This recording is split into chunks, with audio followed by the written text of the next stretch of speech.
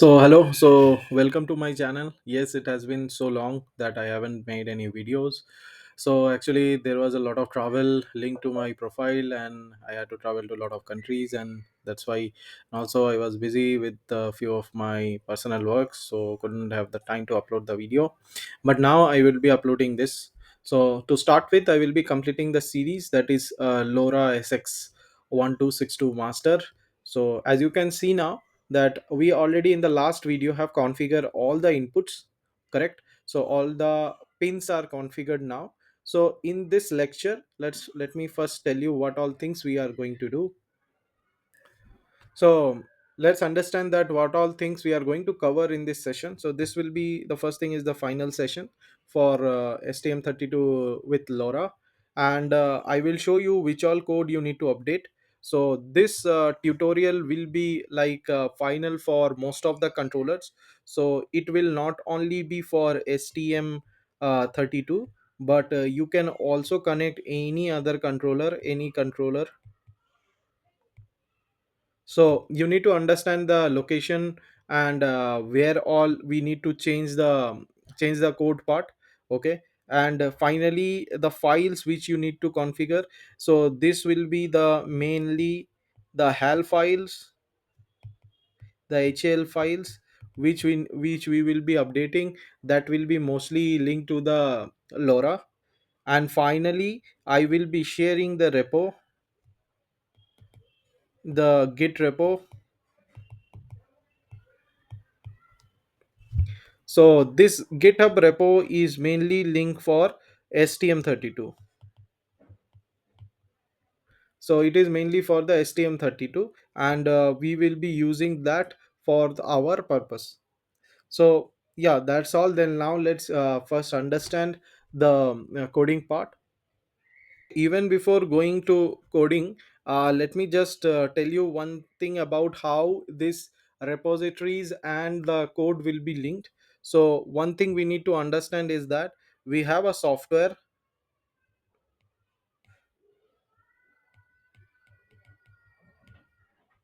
So this is the software which we are writing so that we are able to link the STM32 boards with the LoRa device.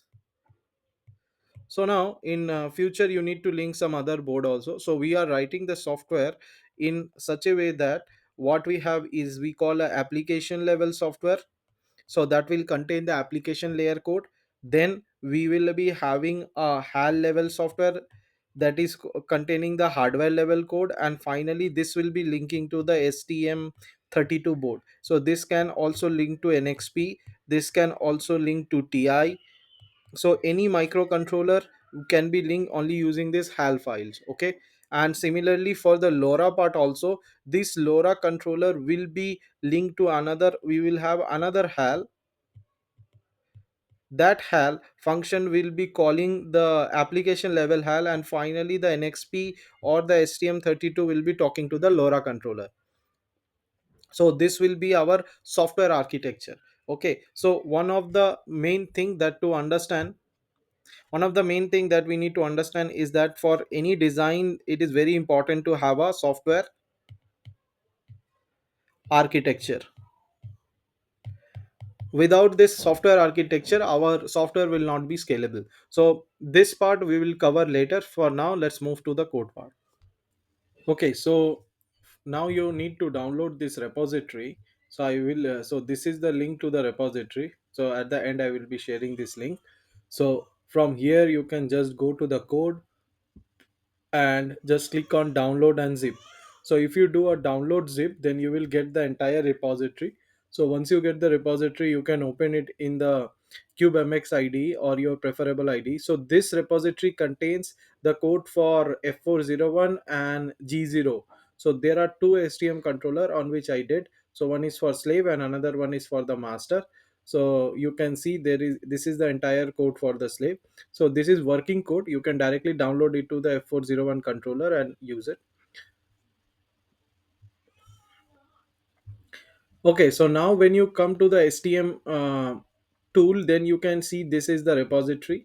So let me explain first what is there in their repository. So once you open it, you will see something like this, where you have the include core driver and LoRa. So this was I was talking. So this contains the driver file that are required for the LoRa communication. So in any controller, you just need to port this entire folder for the LoRa communication, and you are good to go with the LoRa module.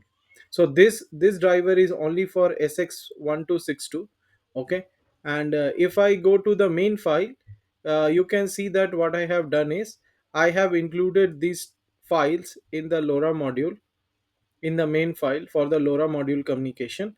And in the init, I just need to do some declarations. So this I will tell you one by one. So if you see that init LoRa param, so this is something where we are initializing the LoRa modules, its different parameters. Then if there is any error, we are clearing all the error in the LoRa module. And then we are doing an initialization sequence, where we will be sending some command to the LoRa module over the SPI protocol, and it will initialize the LoRa module. Similarly, we want to initialize the radio frequency, at what power and at what frequency wavelength you have to configure the LoRa. And then we will check the status. If there is any IRQ, like interrupt status is there, then we will clear the interrupt status. And then we need to do the setting for the DIO. So the LoRa has DIO 1, 2 and 3. You can select the different operation for the DIO, so it can act as an interrupt to us. So we are setting the DIO as per the SX1262B datasheet. So you can do that. And at the end, we are just checking some of the error status to see if our LoRa module gets correctly configured or not. So these all are the steps we have to perform. So now basically, if we see that these are the steps that are enough to initialize the LoRa module. Okay, after the initialization of the LoRa module, then we also need to have a process, or you can say a function, where we always want to call the LoRa module to check if there is any interrupt available from the LoRa module. That is, whether we receive some data over the LoRa module or not. Okay, so for that, what we are trying to do is that we are calling a task continuously from the while loop, and in that task we are checking this IRQ gets fired or not. If this IR, and if you want to see from where this IRQ is getting triggered, then if I just search it,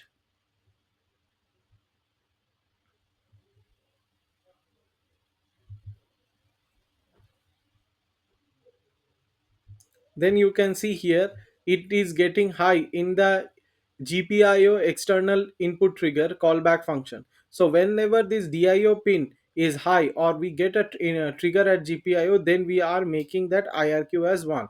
So why we are handling it like that? Because we don't want to handle everything in the callback function. So callback functions, in that we are basically just setting that particular IRQ as true or false, like if there is any interrupt trigger or not.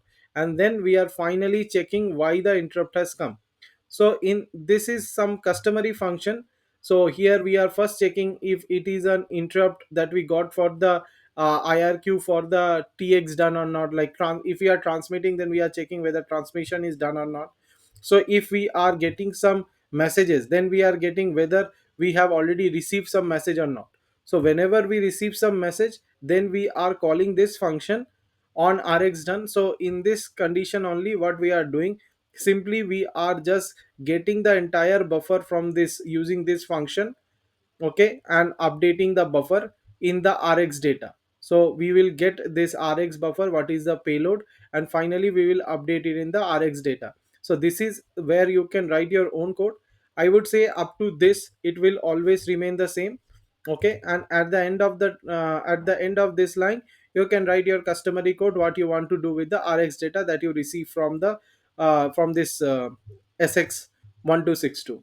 Okay, so this is basically the Rx part. So if you see the TX part, then if the button is pressed, then what we I am doing is I am simply sending some counts like LED count 1 2 3 over the TX. And here you can see it is simply that we will update the write buffer, and then we will set the TX count, that LoRa and 0.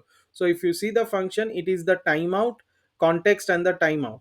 so that we are passing that LoRa handler, and the timeout we are passing it 0 and sending the TX data over the radio wave. So this is how we are handling the LoRa module. So in general, if you want to see that, basically the main part where you need to write your own drivers, if you are going to work with, let's say, some other STM boards or some other controllers, then this is the driver SX1262X underscore hal.c. So here we are basically having some functions that you need to write as part of your own controller. So first is hal.write. So in this hal.write, you will see that there are some functions, like when you call the hal.write, it will call this hal spi transmit. So this hal spi transmit is actually the STM32 function that will transmit the data. So you have to write, if you are using some NXP, then it will be some hal related to the NXP. So that part you need to update in this file. Next, similarly, when you are calling this function hal read, so here you have to update this hal spi receive, transmit and receive. So and finally, like hal reset. In the hal reset port, you can see that the reset is done using the GPIOs. So we have the RST pin that we need to set it to high and low, so that will reset the status. Similarly, for wake up, you will see that there is NSS port which we need to set low and high as a part of this configuration. And at the end, we are always reading the status of the busy pin. So we have a busy pin that is designated. From there, we are calling this hal like hal wait on busy to check the status. So you can see this, all these hal functions that are written in SX1262 6x underscore hal are basically the one which is more related to the controller. So I hope this is clear till now. So basically, to make the LoRa working, you can download this repository and first try it. Just do the changes as per your requirement in this hal sx file.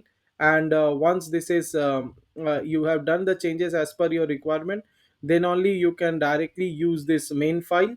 So this main file is done as a base, where you can just use these files to send and receive the data over the UART. Sorry, over the LoRa modules. So one more time, I will show you the repo link. So this is the repository link.